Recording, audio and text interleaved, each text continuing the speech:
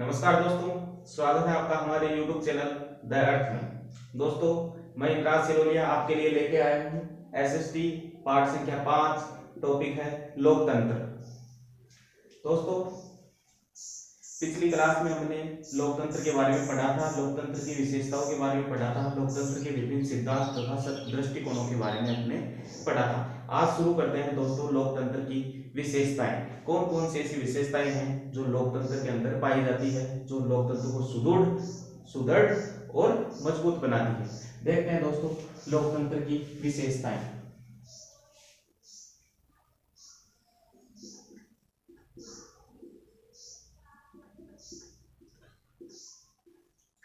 लोकतंत्र की विशेषता दोस्तों, लोकतंत्र की जो पहली विशेषता है वह है जनता का शासन। जनता का शासन।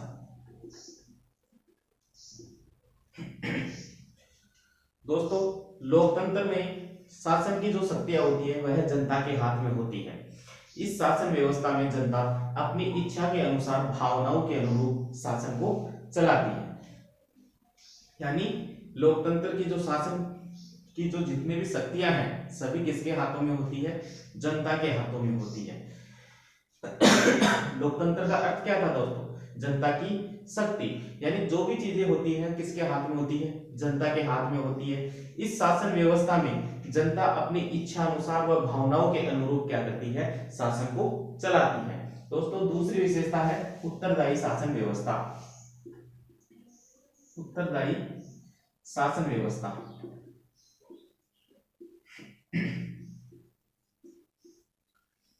उत्तरदायी शासन व्यवस्था। दोस्तों, लोकतंत्र एक उत्तरदायी शासन व्यवस्था भी है, जो अपने आप में एक उत्तरदायी शासन व्यवस्था है। सरकार हमेशा जनता के प्रति पूर्णतः उत्तरदायी होती है। लोकतंत्र में सभी को अधिकार व स्वतंत्रता प्राप्त होती है और सरकार का कर्तव्य इनकी सुरक्षा करना है। सरकार हमेशा जनहित के लिए ही क्या करती है? कार्य करती है। इसलिए हम कह सकते हैं कि लोकतंत्र है वह एक उत्तरदायी शासन व्यवस्था है। अगली विशेषता दोस्तों, जनता द्वारा निर्मित शासन। लोकतंत्र की विशेषता है जनता द्वारा निर्मित शासन।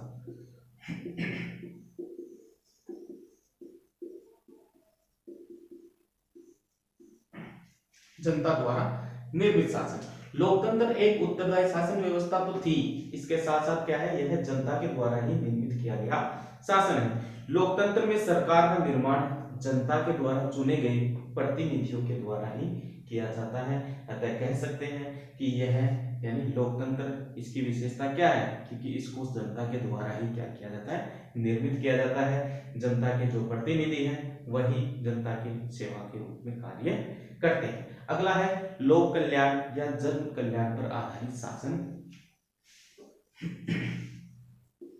लोक कल्याण या जन कल्याण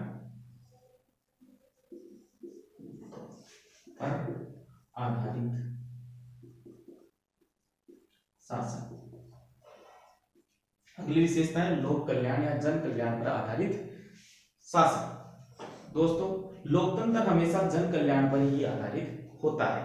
सरकार हमेशा जनता की सेवा के लिए कार्य करती है, जिससे जनता की इच्छाओं की पूर्ति हो सके, जैसे शिक्षा, स्वास्थ्य सुविधाएं, रोजगार का सृजन करना आदि। ये सभी लोक कल्याण के लिए सरकार क्या करती है या शासन क्या करता है? कार्य करता है, जो जनता के लिए बहुत ही उपयुक्त होता है, बहुत ही जरूरी होता है। उनकी इच्छाओं के अनुसार कार्य करने का काम सरकारें करती है। अगली विशेषता की बात करें दोस्तों तो वह है लोकतांत्रिक साधनों का उपयोग। लोकतांत्रिक साधनों का उपयोग। लोकतांत्रिक साधनों का उपयोग। लोकतंत्र की अगली विशेषता है लोकतांत्रिक साधनों का उपयोग। लोकतंत्र में हमेशा लोकतांत्रिक व संवैधानिक साधनों का ही उपयोग किया जाता है। इस व्यवस्था में शासन जन समर्थन से किया जाता है, यानी जनता का समर्थन होता है, न कि ताकत के आधार पर किसी प्रकार का ताकत के आधार पर किसी भी प्रकार का कार्य नहीं किया जाता है, जनता के हित में होता है, जन समर्थन से कार्य किया जाता है, अन्य किसी प्रकार के साधनों का या अनुपयुक्त या ताकत के आधार पर साधनों का उपयोग लोकतंत्र में नहीं किया जाता। अगला देखो दोस्तों, कानून का शासन। अगली विशेषता है कानून का शासन।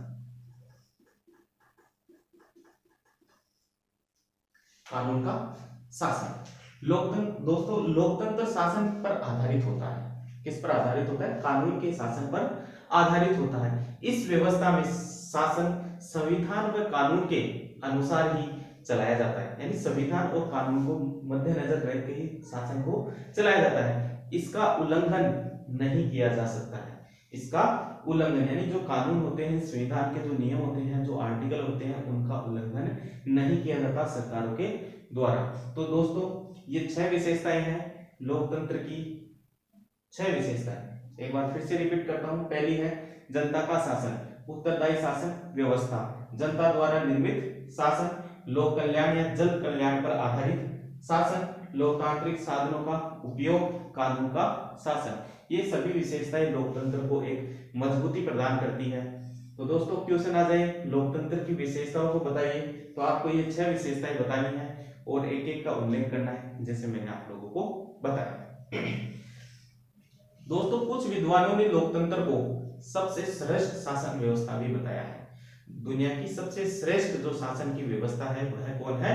लोकतंत्र है। जबकि कुछ विद्वानों ने लोकतंत्र को अच्छा नहीं भी माना है, यानी कुछ विद्वान तो इसको बहुत अच्छा बताते हैं, कुछ अच्छा नहीं मानते हैं। इसके निष्कर्ष के लिए विभिन्न बिंदुओं के आधार पर अपन क्या करेंगे? अध्ययन करेंगे कि कौन कौन से ऐसे बिंदु हैं, कौन कौन से ऐसे दोष हैं लोकतंत्र में, कौन कौन सी उसकी कमियां हैं, कौन कौन से उनके गुण हैं, उनका अध्ययन हम आगे करते हैं। दोस्तों इसका स्क्रीनशॉट ले लीजिए ताकि आपको पढ़ने में किसी तरह की दिक्कत ना आए। देखिए दोस्तों लोकतंत्र के गुण।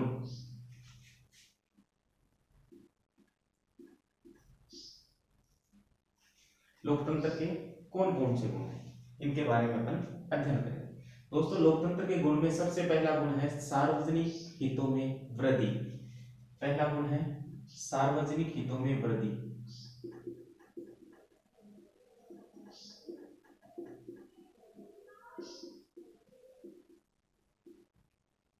सार्वजनिक हितों में वृद्धि। लोकतंत्र का जो सबसे बड़ा गुण है वो माना जाता है कि इसके द्वारा सार्वजनिक जो हित है उनके अंदर वृद्धि की जाती है। यानी लोकतंत्र में चुनावी प्रतिस्पर्धा होती है। सबको पता है कि चुनाव में आपसी प्रतिस्पर्धा होती है राजनीतिक दलों के अंदर। तो इस प्रतिस्पर्धा के कारण राजनीतिक दल जनता से नए नए वादे करते हैं, वह हमेशा जनहित के लिए कार्य करते रहते हैं। यानी चुनावी प्रतिस्पर्धा के कारण एक पार्टी दूसरे पार्टी के लोगों से क्या करती है? प्रतिस्पर्धा रहती है, तो वो बड़े बड़े वादे करते हैं लोगों के साथ और हमेशा जनहित के लिए वो क्या करते रहते हैं? कार्य करते हैं। यह लोकतंत्र का एक अपने आप में बहुत बड़ा गुण है, जिससे क्या होती है? सार्वजनिक हितों में वृद्धि होती है। दोस्तों दूसरी जो गुण है इसका वह है कार्यकुशल शासन व्यवस्था। कार्य कुशल शासन। दोस्तों इस शासन व्यवस्था में जनता अपनी समस्याएं व राय को प्रकट करती है। लोकतंत्र एक कार्यकुशल शासन कहा जाता है, यानी जनता अपनी राय और अपनी समस्याएं किसके सामने प्रस्तुत करती है? जिनको प्रतिनिधियों को वो चुनती है उनके समक्ष वो अपनी राय प्रकट करते हैं। और लोकतंत्र क्या है? अपने आप में कुशल क्या है? कुशल शासन है, क्योंकि इस शासन में नीतियों का निर्धारण जन भावनाओं के अनुसार और जन सहयोग से किया जाता है। यानी जो भी नीतियां हैं, नीतियों का निर्धारण है वह जन भावना यानी जनता की भावना के अनुसार तथा जन सहयोग से उन्हें क्या करते हैं? लागू करते हैं, उन्हें लाया जाता है। सरकार जनता के प्रति हमेशा क्या रहती है? उत्तरदायी रहती है। अगली जो गुण है वो है क्रांति से सुरक्षा। क्रांति से सुरक्षा।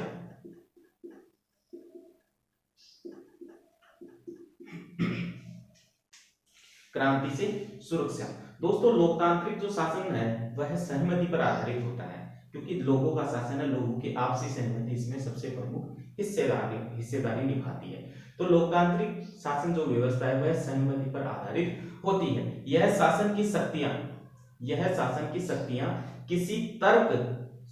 किसी वर्ग या किसी व्यक्ति विशेष के हाथों में न होकर किसके हाथों में होती है, जनता के हाथों में होती है। यानी शासन की जो भी शक्तियां हैं किसी वर्ग विशेष के हाथों में या किसी व्यक्ति विशेष के हाथों में न होकर जनता के हाथों में होती है। लोकतंत्र एक उत्तरदायी शासन व्यवस्था होने के कारण यह क्रांति की स्थिति उत्पन्न नहीं करता है, यानी ऐसी परिस्थितियां उत्पन्न नहीं करता है, क्योंकि इसमें किसी व्यक्ति विशेष के लिए कार्य नहीं किया जाता है, जबकि जनता के लिए जनता के द्वारा कार्य किया जाता है। तो किसी भी प्रकार की क्रांति की स्थिति यहाँ उत्पन्न नहीं होती। यहाँ सभी को बराबर अधिकार व स्वतंत्रताएं मिलती है, सबको बराबर अधिकार व स्वतंत्रताएं मिलती है। व्यक्ति अपनी इच्छा के अनुसार अपने मताधिकार का और अपने अधिकारों का उपयोग कर सकता है और शासन या सरकार को चुनता है।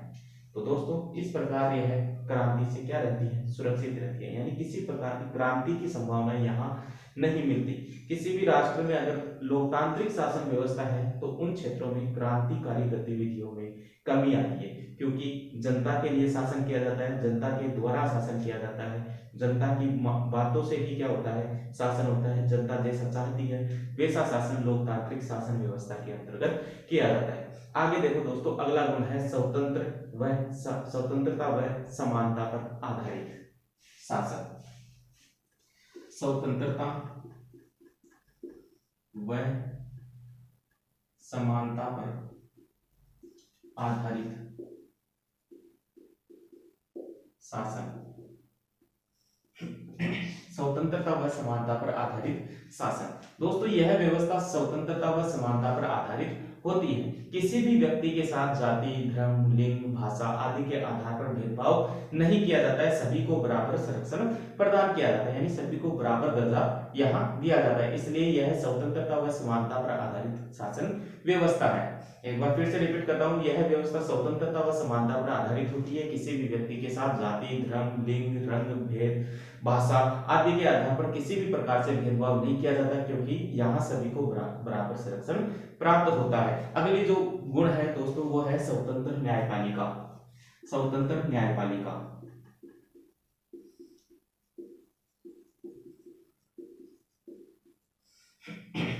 कोई फैक्ट नहीं है दोस्तों पार्ट के अंदर, सारी जो है वो थ्योरी, थोड़ा बेसिक जो नॉलेज है उसके आधार पर अपन सारी थ्योरी को करेंगे।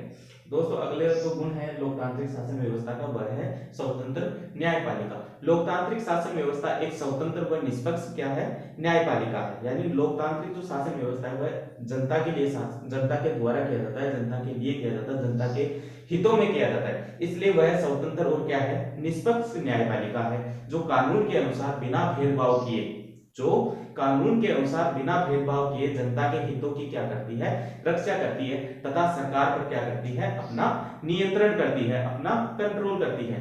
यही इसका बहुत ही इंपॉर्टेंट गुण है कि यहाँ न्यायपालिका है वो कैसी पाई जाती है, स्वतंत्र न्यायपालिका पाई जाती है। अगला जो गुण है दोस्तों वह है संविधान में विश्वास। संविधान में विश्वास।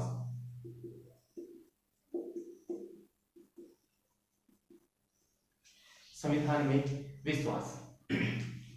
दोस्तों लोकतंत्र संविधान में विश्वास करता है। लोकतांत्रिक जो व्यवस्था है वह सबसे ज्यादा विश्वास करती है, तो वह है संविधान। संविधान में क्या करती है, अपना विश्वास करता है। शासक या कोई भी शक्ति अपनी इच्छा, शासक या कोई भी व्यक्ति अपनी इच्छा से शासन नहीं चला सकता है, यानी वह अपनी इच्छा से किसी प्रकार से शासन को नहीं चला सकता है। उसे हमेशा संविधान व कानून के नियमों की पालना करनी पड़ती है, अर्थात सरकार को निरंकुश होने से यह व्यवस्था रोकती है। कौन सी व्यवस्था, लोकतांत्रिक शासन व्यवस्था सरकारों को निरंकुश होने से रोकती है, क्योंकि यह कानून तथा संविधान में क्या करती है, विश्वास करती है। जो पिछले पॉइंट में बात की थी, इसकी न्यायपालिका भी क्या है, स्वतंत्र न्यायपालिका है, निष्पक्ष न्यायपालिका है।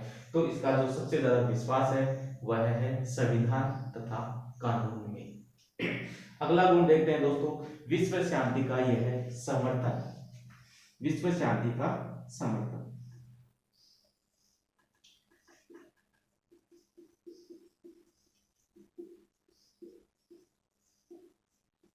विश्व शांति का समर्थन।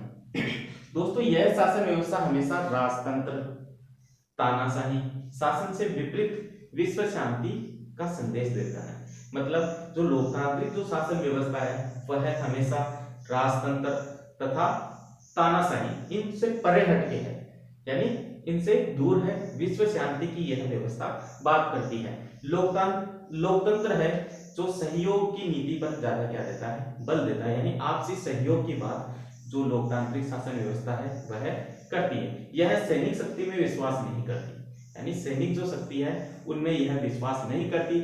आपसी विवादों को संधि समझौतों के द्वारा तथा मध्यस्थता के द्वारा निपटाने का प्रयास किया जाता है। यानी किसी भी प्रकार की अगर बातचीत अगर बिगड़ती है दो राष्ट्रों के मध्य, तो सबसे पहला प्रयास इनका होता है उसके साथ बातचीत की जाए, संधि की जाए, समझौता किया जाए और उसके बाद में जो निर्णय आता है उसके ऊपर कार्य किया जाए। तो मध्यस्थता करके कोई भी देश जितने भी विवाद होते हैं, आपसी जो विवाद होते हैं उनका निपटारा कर लेते हैं। तो दोस्तों ये है लोकतंत्र के गुण।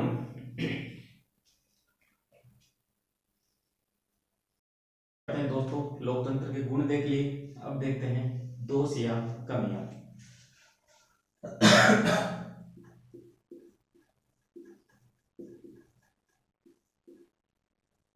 लोकतंत्र के दोष या कमियां, कौन कौन से दोष लोकतंत्र की जो शासन व्यवस्था है उसमें पाए जाते हैं, कौन कौन सी कमियां उसमें पाई जाती है, उनको देखते हैं। दोस्तों जो लोकतंत्र की जो कमी है उनमें सबसे बड़ी कमी है राजनीतिक दलों का प्रभाव। तो पहली दोष पढ़ते हैं अपन, राजनीतिक दलों का प्रभाव।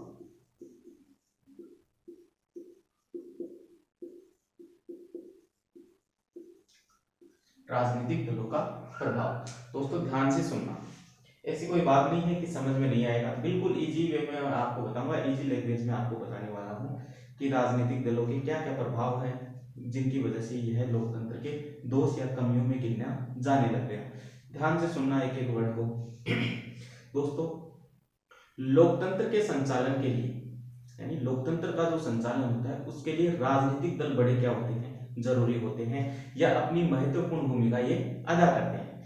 दोस्तों लेकिन इन राजनीतिक दलों में कुछ कमियां भी रह जाती है या पाई जाती है।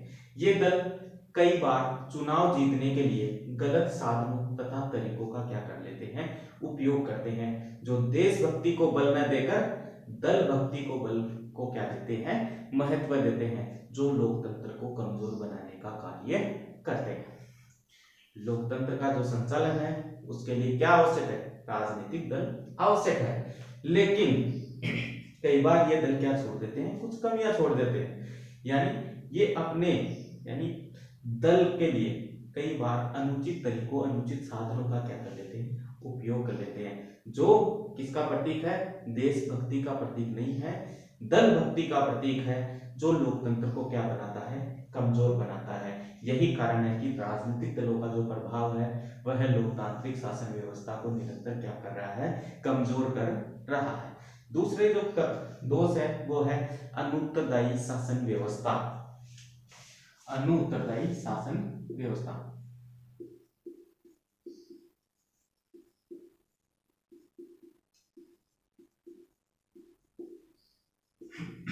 अनुत्तरदायी शासन व्यवस्था। दोस्तों कई विचारकों ने लोकतंत्र को जनता के प्रति अनुत्तरदायी शासन भी माना है, यानी कई विचारक कहते हैं कि जनता के लिए जो सबसे उत्तरदायी जो शासन व्यवस्था है वो तो क्या है, लोकतांत्रिक शासन व्यवस्था। लेकिन कुछ विद्वान इसे अनुत्तरदायी शासन व्यवस्था मानते हैं, क्योंकि क्योंकि क्यों मानते हैं वो, क्योंकि इस व्यवस्था में सफलता की जिम्मेदारी जो होती है वह सभी की होती है। इस व्यवस्था में सफलता की जिम्मेदारी सभी की होती है, लेकिन असफलता की जिम्मेदारी कोई भी नहीं लेता, कोई भी असफलता की जिम्मेदारी अपने सर पे नहीं लेता। कई बार सरकारों को क्या मिलती है, किसी भी काम में बड़ी असफलता मिलती है, कई बार बड़ी बड़ी योजनाएं असफल हो जाती है जिनमें सरकारों द्वारा खूब पैसा इन्वेस्ट किया जाता है, खूब पैसा बर्बाद कर दिया जाता है। ऐसे में लोगों के द्वारा या जो विपक्षी दलों के द्वारा इनके साथ क्या किए जाते हैं, बहस की जाती है, इनके लिए धरना किया जाता है, प्रदर्शन किया जाता है और उसको नीचा दिखाने का क्या करते हैं, काम करते हैं। इसलिए और सरकारों को क्या ठहराते हैं, दोषी ठहराते हैं। इसलिए कह सकते हैं कि लोकतांत्रिक जो शासन व्यवस्था है उसके अंदर यह एक अनुत्तरदायी शासन व्यवस्था के रूप में भी यह निरंतर सामने आती जा रही है, निरंतर सामने आ रही है। अगला है धन व समय का अपव्यय। अगली कमी है धन व समय का अपव्यय। धन व समय का अपव्यय। दोस्तों, लोकतंत्र में नीतियों का निर्धारण व कानून बनाने में बड़ी मात्रा में धन व समय की क्या की जाती है, बर्बादी की जाती है। क्योंकि इसमें कई प्रक्रियाओं तो ऐसी होती है जो आसानी से हल हो जाती है, लेकिन कई प्रक्रियाओं में लंबी चौड़ी बहस चलती है, खर्चीली व्यवस्था है तथा विकास की गति को भी यह क्या करती है, निरंतर धीमा करती रहती है। इसलिए हम कह सकते हैं कि लोकतांत्रिक जो शासन व्यवस्था है उसकी सबसे बड़ी कमियों में कौन है, धन व समय का अपव्यय करना, बर्बादी करना। अगली जो कमी है दोस्तों वो है उदासीन मतदाता। उदासीन मतदाता।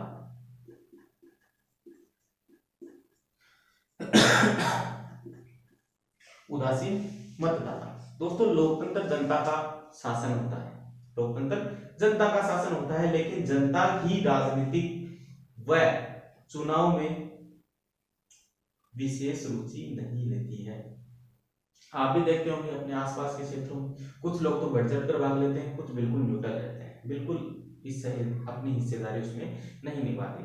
जबकि लोकतंत्र जनता का शासन है, लेकिन जनता ही राजनीति व चुनाव में, राजनीति तथा चुनाव में क्या नहीं लेती, विशेष रुचि नहीं लेती है, जिससे लोकतंत्र धीरे धीरे क्या पड़ता जाता है, कमजोर पड़ता जाता है। और इस कारण कई बार अयोग्य व्यक्ति चुनाव जीत जाते हैं, कई बार अयोग्य व्यक्ति चुनाव जीत जाते हैं, जो लोकतंत्र के लिए क्या साबित होते हैं, खतरा साबित होते हैं। इसलिए उदासीन मतदाता भी लोकतंत्र की, लोकतांत्रिक शासन व्यवस्था की एक बड़ी कमी है। अगली जो कमी है वह है संकट में कमजोर शासन।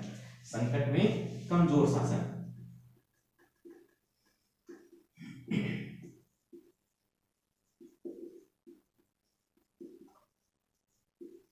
लोकतांत्रिक शासन व्यवस्था की जो कमियां हैं उनमें एक कमी ये भी है कि संकट के समय जो शासन व्यवस्था है वह लोकतांत्रिक शासन व्यवस्था इधर उधर बखेर जाती है, यानी ये कमजोर साबित होती है अपने आप में संकट के समय।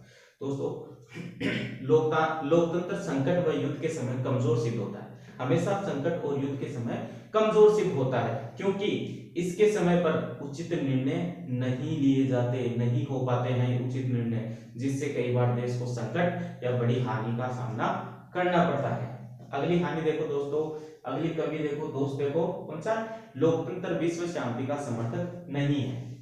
लोकतंत्र विश्व शांति का समर्थक नहीं है।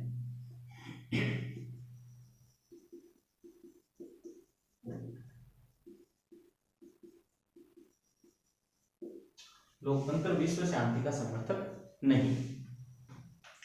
दोस्तों, साम्यवादी जो विचारक हैं उनका यह मानना है कि लोकतंत्र राज्य पूंजीवादी होते हैं, यानी जो साम्यवादी जो विचारक हैं वो मानते हैं कि लोकतंत्र जो जहां जहां लोकतांत्रिक व्यवस्था पाई जाती है वो राज्य या वो राष्ट्र कैसे होते हैं, पूंजीवादी होते हैं। और पूंजीवाद हमेशा युद्ध और साम्राज्यवाद को क्या देता है, बढ़ावा देता है। पूंजीवाद की खास बात है वह हमेशा युद्ध की परिस्थितियों को और साम्राज्यवाद को हमेशा बढ़ावा देता है, जो कि विश्व शांति के लिए क्या होते हैं, खतरा होते हैं। तो साम्यवादी विचारों का मानना है कि लोकतांत्रिक शासन व्यवस्था जो है वह अपने आप में एक पूंजीवादी व्यवस्था को जन्म देती है, जो युद्ध और साम्राज्यवाद को ज्यादा बढ़ावा देते हैं, और ये दोनों ही चीजें विश्व शांति के लिए क्या है, खतरा साबित होती है। तो दोस्तों, इसका सबसे बड़ा उदाहरण है इंग्लैंड, फ्रांस, यूरोपीय जितने भी राष्ट्र हैं उनमें लोकतांत्रिक देशों ने युद्ध व साम्राज्यवाद की नीति को अपनाया था।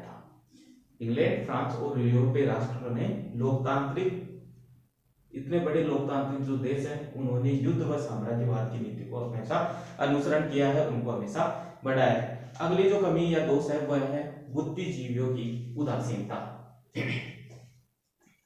बुद्धिजीवियों की उदासीनता।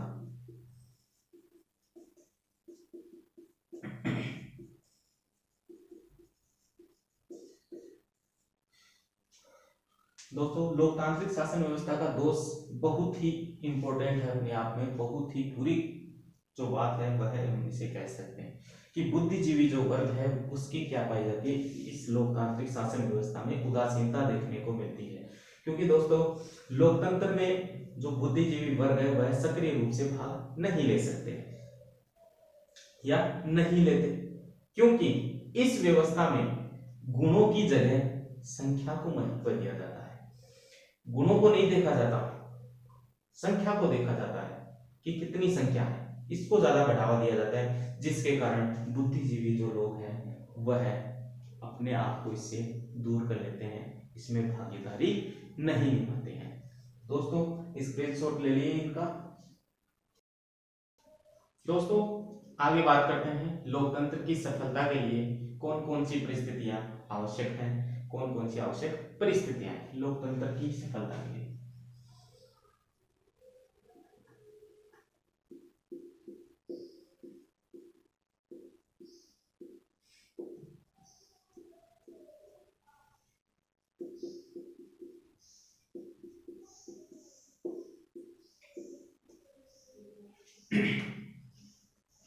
दोस्तों लोकतंत्र की सफलता के लिए जो आवश्यक परिस्थितियां हैं उनमें है शांति की स्थापना।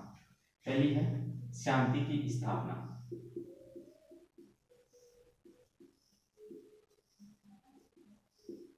शांति की स्थापना।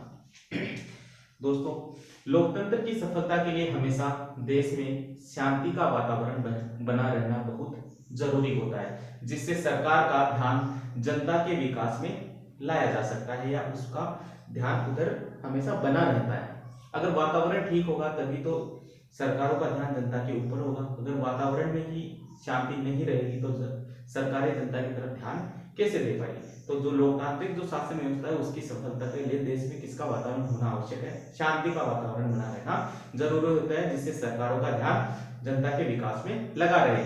युद्ध, दंगों आदि के कारण देश में भय का वातावरण बना रहता है।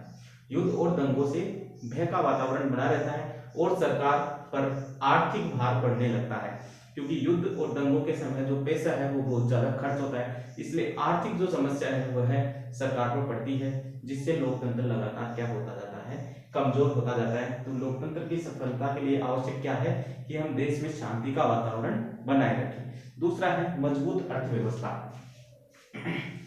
मजबूत अर्थव्यवस्था।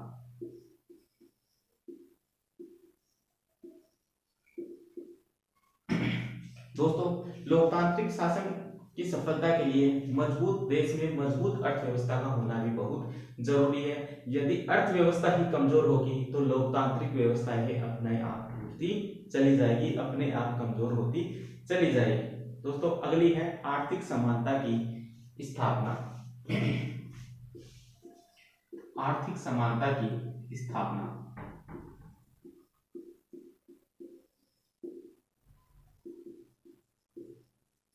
आर्थिक समानता की स्थापना।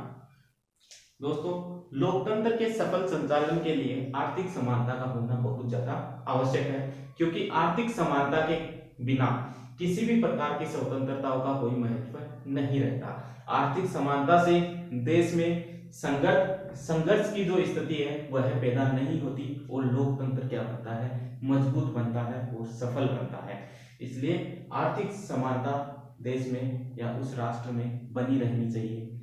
अगली जो परिस्थिति है दोस्तों वह है सामाजिक न्याय की स्थापना।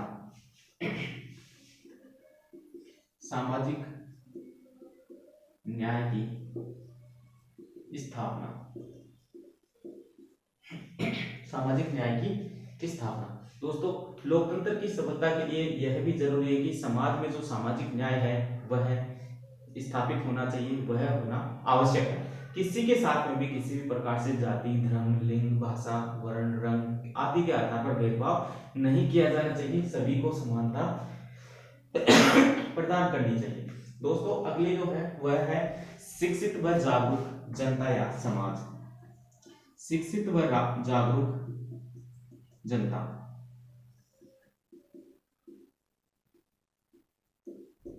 शिक्षित व जागरूक जनता।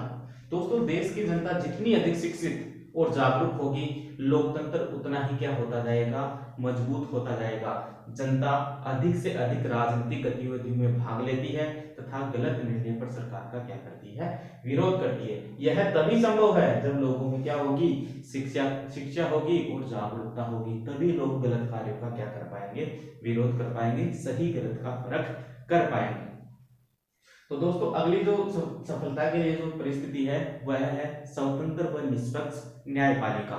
स्वतंत्र व निष्पक्ष न्यायपालिका।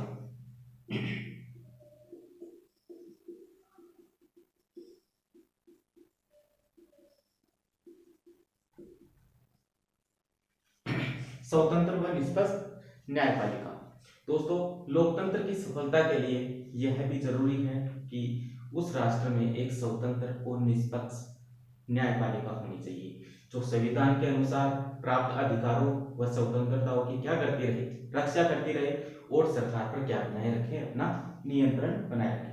लास्ट दोस्तों अनुशासित दलीय व्यवस्था। अनुशासित दलीय व्यवस्था। अनुशासित दलीय व्यवस्था। दोस्तों लोकतंत्र की सफलता के लिए दलीय व्यवस्था, लोकतंत्र की जो सफलता है वह दलीय व्यवस्था के ऊपर क्या करती है, निर्भर करती है। इसके लिए जरूरी होता है कि राजनीतिक दलों का जो निर्माण है वह लोकतंत्र की भावना के अनुसार होना चाहिए और देश का विकास में जो सहयोग है वह देश की भावना को देते हुए देश के विकास में उनके द्वारा क्या दिया जाना चाहिए, सहयोग दिया जाना चाहिए। जो दल है आपस में एक दूसरे के प्रति विरोध, धरना प्रदर्शन जो भी करते हैं उसमें एक दूसरे को क्या ठहराते हैं, दोषी ठहराते हैं, जो जिसके कारण भी जो लोकतंत्र है वह क्या होता जाता है, कमजोर होता जाता है, जनता का विश्वास सरकारों पर से उठने लगता है। तो दलीय जो व्यवस्था है दोस्तों वह लोकतांत्रिक शासन व्यवस्था के अनुरूप और संविधान के अनुरूप, कानून के अनुरूप होना चाहिए। यह अपना जो चैप्टर है वह कंप्लीट होता है दोस्तों। तो इसका स्क्रीनशॉट ले लीजिए ताकि आपके काम आए।